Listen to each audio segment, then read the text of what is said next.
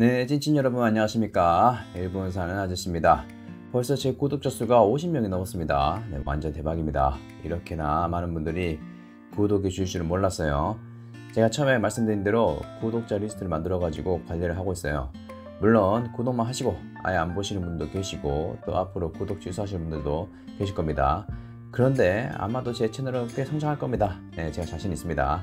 그러니까 우리 서로 자주 소통하고 제 채널이 성장하는 과정을 함께 지켜보시죠. 제가 있죠, 가이드 일을 하다 보니 여러 나라 국적의 가이드 분들을 만나곤 합니다. 얼마 전에 제가 어떤 중국인 가이드 분께 들은 이야기인데 2025년 7월 5일에 일본에 큰 지진이 온다는 소문이 홍콩, 대만, 중국 그 중화권에 굉장히 퍼져 있어 가지고 그날에는 일본에 오는 사람이 적을 거야 라는 이야기를 들었습니다. 이게 무슨 얘기인가 했더니 일본의 타츠키로라는 작가가 있는데 이 사람이 자신의 예지몽을 바탕으로 만화를 그렸어요. 근데 대재해는 2011년 3월이라는 문구랑 거대한 지진과 쓰나미로 완전 폐허가 된 그림을 자신의 만화책에 내실었습니다. 만화가 출간된 시점이 1997년 7월 1일에 처음 출간이 되었는데 실제로 2011년 3월 11일 동일본 대지진이 발생을 했죠. 실제 지진 발생 시점이 너무나도 정확해서 이 타츠키 료라는 작가는 예언가 만화가로 불리게 되었어요. 이분이 예언했던 내용들을 간단하게 정리해보면 2011년 3월 대재해, 그리고 동일본 대지진이 2011년 3월에 발생을 했고요. 1995년 1월 2일에는 2020년경에 미제의 바이러스가 나타나서 4월에 정점을 찍고 사라지고 10년 후에 다시 나타날 것이라고 예언했죠. 실제로 2020년 코로나가 전 세계를 덮쳤고 2020년 4월경에 정점을 찍었죠. 그리고 이분이 또 꿈을 꿉니다.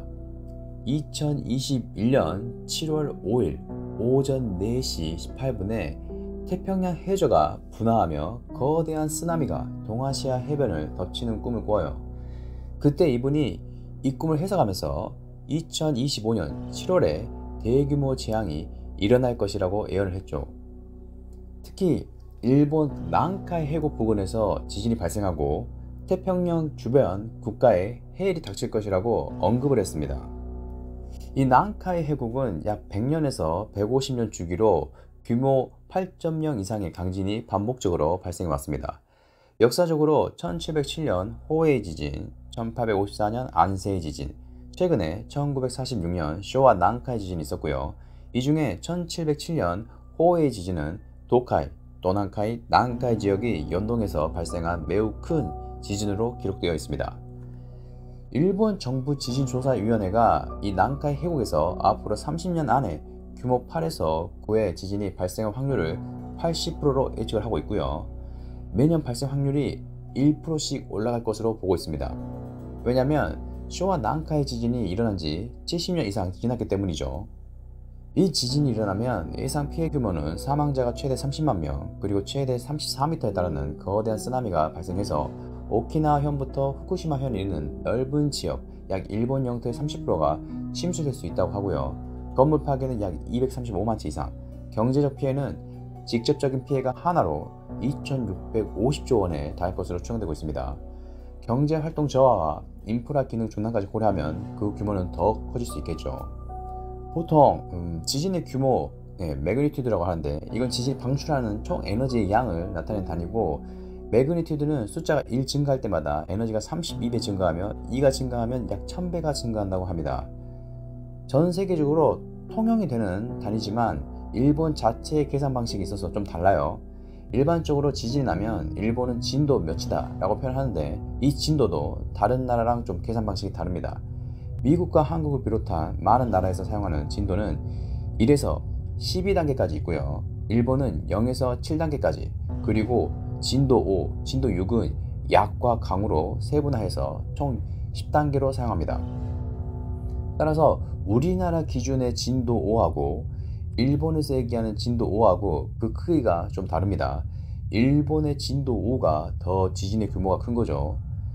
일본은 예나 지금이나 글로벌의 기준보다 자체 기준을 만들어 가지고 활용하는 경우가 많아요. 이 지진을 측정하는 기준을 봐도 알 수 있겠죠. 매그니튜드는 지진의 에너지를 나타내지만 신도, 그러니까 진도는 특정 지역에서 느껴지는 흔들림의 정도를 나타내는 단위예요. 그러니까 지진으로 인해서 실제 땅이나 건축물이 얼마나 흔들렸는지를 측정하는 거죠. 그러니까 같은 에너지, 즉 같은 매그니튜드의 지진이라도 그 진원지의 깊이, 지질 조건, 관측 지점과의 거리에 따라서 진도가 달라지는 겁니다. 진도 0, 그러면 흔들림을 거의 느끼지 못하고요. 진도 1, 건물 안에 있는 일부 사람들이 흔들림을 느낍니다. 진도 2, 건물 안에 있는 많은 사람들이 흔들림을 느껴요. 진도 3, 건물 안에 있는 대부분의 사람들이 흔들림을 느낍니다. 진도 4, 대부분의 사람들이 놀랄 정도로 흔들려요. 진도 5, 약, 대부분의 사람들이 공포를 느낄 정도로 흔들리며 무언가를 붙잡지 않으면 걷기 힘들어집니다. 진도 5, 강, 무언가를 붙잡지 않으면 서 있기 힘들어요. 물건이 넘어지기 시작합니다. 진도 6, 야, 서 있기가 매우 힘들어집니다. 진도 6, 강, 서 있을 수 없으며 넘어지기도 하고 건물에 상당한 피해가 발생할 수 있습니다. 진도 7, 서 있을 수 없고 넘어지며 건물이 기울어지거나 무너지는 등 심각한 피해가 발생합니다.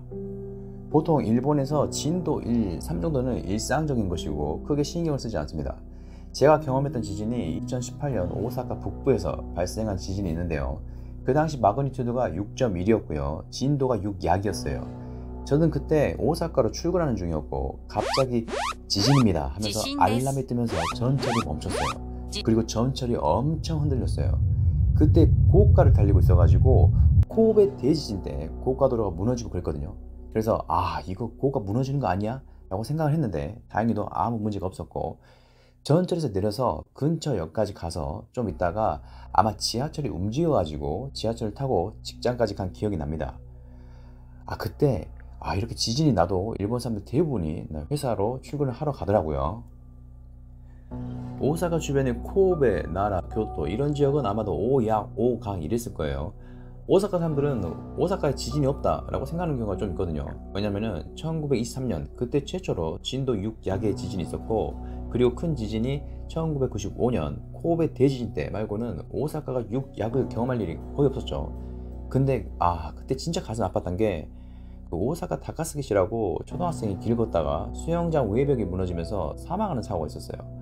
그때 저도 제 딸이 2살 때여가지고 제 와이프가 딸이랑 같이 집에 있었는데 집이 엄청 흔들려가지고 딸이랑 같이 밖으로 대피했거든요. 근데 그 당시 지진 강도가 상당히 컸는데 그렇게 많은 사람이 죽거나 하진 않았습니다.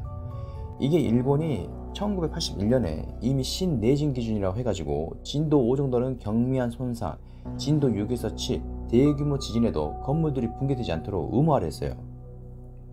1995년 코베 대지진 때 그나마 1981년 이후에 지어진 건축물들은 그래서 피해가 적었죠. 그 전에 지어진 건축물들은 굉장히 피해가 컸고요. 그리고 건물이 무너져서 피해가 큰 것보다 화재로 인한 피해가 컸습니다. 그때 지진이 1995년 1월 17일 새벽 5시 46분경에 발생했는데 그 당시 겨울이었고 또 많은 사람들이 잠들어 있던 시간이라 초기 대처가 어려웠습니다. 지진 당일날 코베시에서만 총 205건의 화재가 발생을 했고요. 이게 코베시에 1년 동안 일어나는 화재 건수의 40%에 달할 정도였어요. 그때 사망자가 6,433명이었는데 그 중에 화재로 돌아가신 분이 558명이었습니다. 건물은 전소가 7,036동, 그리고 일부 피해가 7,574동이었어요. 이게 왜냐면 일본이 전후에 출생자가 많아지고 부동산 가격이 뛰면서 집을 굉장히 촘촘하게 지었어요. 최근에는 인구도 줄고 그렇게 막 붙여서 안 짓는데 예전에는 인구는 많고 땅값이 비싸다 보니까 집을 따닥따닥 짓는 경우가 많아가지고 피해가 더 커졌다고 볼 수 있겠죠. 그리고 또 지진이 나면 문제가 도로라든지 다리가 붕괴되니까 소방차가 접근을 할 수가 없어요. 거기다 수도관은 파열되죠. 이게 큰 지진이 나면 수도, 전기, 기본 라이프 인프라라고 하죠. 이게 갑자기 한순간에 마비가 된다고 보시면 됩니다. 그래서 아무튼 이 코베 대지진 이후에 안전기준이 강화돼요. 예를 들면 전기 히터 같은 경우에는 갑자기 넘어지면 자동으로 전원이 차단되는 기능이 들어가요. 안에 센서가 있어가지고 기울어지거나 위치 변화를 감지하면 전원을 즉시 끊습니다. 그래서 저희 집에도 있는데 이게 켜놨는데 넘어지면 알아서 불이 꺼집니다. 그리고 전기 브레이커 있죠? 이것도 지진의 진동을 감지하면 자동으로 브레이크가 내려가요. 그리고 집을 지을 때도 외장재나 내부 부품에 화재에 강한 내열성 및 난연성 소재를 사용하는 기준이 강화됩니다. 그리고 건축기준법도 2000년에 더 엄격하게 내준 기준을 정해요. 특히나 목조주택에 대해서 더더욱 엄격해지는데 일본의 주택들 거의가 목조주택이 많아요. 그런데 이 목조주택을 세울 때 먼저 집안에 맞게 기초 설계를 할 것, 그리고 기초랑 기둥이랑 그 접합부를 반드시 금속으로 연결할 것, 그리고 타이르코 핵기라고 하는데 이거 우리나라 말로 하면 아마 지지벽이라는 표현이 맞을 것 같아요. 하중을 지지하는 그런 벽을 균형 있게 반드시 집에 설치하도록 의무화합니다. 제가 지금 살고 있는 집도 2016년에 지어진 집입니다. 진도 7을 3번 정도 버틴다고 해요. 그러니까 진도 7에 지진이 나도 바로 붕괴가 안 된다는 거죠. 사람이 대피할 수 있는 시간을 벌 수 있다는 겁니다. 따라서 혹시라도 여러분들이 일본에 여행 오실 때 에어비앤비라든지 숙소를 정하실 때 이왕이면 적어도 1981년 이후에 지어진 건축물에 묵는 게 안전할 수 있겠죠. 더 좋은 건 2000년 이후에 지어진 건축물이겠죠. 그리고 여러분들이 오사카에만 오시는데 아실지 모르겠지만 우메다 남바 있죠. 이 우메다 한자가 매화나무 밭, 그러니까 매화밭이라는 의미가 있는데 실제로는 매화랑 아무런 상관이 없어요. 원래는 이겁니다. 흙으로 메워서 밭으로 만든 땅이란 뜻이에요.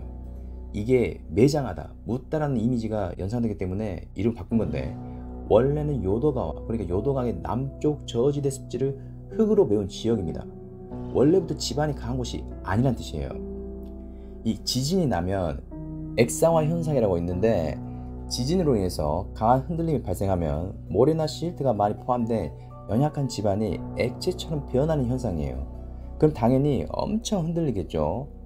2018년 오사카 북부 지진이 발생했을 때 우메다가 진도 6 약이 관측됐어요. 근데 건물 붕괴 같은 건 없었죠. 일본 고층 빌딩들은 있죠. 내진 설계가 굉장히 잘 돼 있어요. 그 지진이 나면 건물들이 흔들리잖아요. 그래서 좀 불안해 하시는 분들이 많으신데 이게 건물이 너무 단단해 가지고 전혀 흔들리지 않게 지어지면 오히려 건물이 있죠. 지진 에너지를 흡수를 못 해가지고 한 곳에 힘이 집중돼서 오히려 건물 자체가 붕괴될 수 있어요. 그러니까 흔들려도 붕괴되지 않도록 설계하는 게 현대 내진 설계의 핵심이죠. 물론 건물이 지진의 힘을 견딜 수 있는 한계를 넘어서 너무 심하게 흔들리면 붕괴될 수 있겠죠. 그리고 남바에 대해서 얘기해 볼게요. 남바는 한자만 딱 봐도 바다가 떠오르잖아요. 딱 지명만 딱 봐도 넘기 힘든 파도 뭐겠어요. 일반적인 땅은 아니라는 의미죠. 남바 역시 매립지입니다. 이 남바도 있죠. 바다와 강이 만나는 지형이었고 운하가 많았던 지역입니다. 따라서 당연히 단단한 지반보다 지진에 취약할 수밖에 없겠죠. 뭐 솔직히 일본 어느 지역도 지진에 100% 안전하다라고 할 수 없어요. 그래서 보통 일본이라는 나라가 우리나라랑 비교했을 때 막 돈을 많이 벌고 부자가 되어서 어떻게 살겠다 그런 분위기보다는 삶에 좀 초연한 면이 없지 않아 있는데 일본 사람들이 시카타나이나 라는 말을 많이 써요. 어쩔 수 없다. 그냥 순응하고 받아들이는 면이 한국 사람들과 비교했을 때 많아요. 아무래도 자연재해가 많다 보니까 인간이 어찌 이 거대한 자연의 흐름과 순리를 역행할 수 있겠어요. 그래서 좀 숙명론적인 사고가 있는 것 같아요. 믿는 신도 다양하고요. 뭐 당장에 내일 죽을지도 모르는데 돈이 무슨 필요가 있겠어요. 내 가족과 시간을 보내는 게 더 낫겠죠. 네, 오늘 영상이 좋으셨다면 마지막으로 구독과 좋아요 부탁드립니다.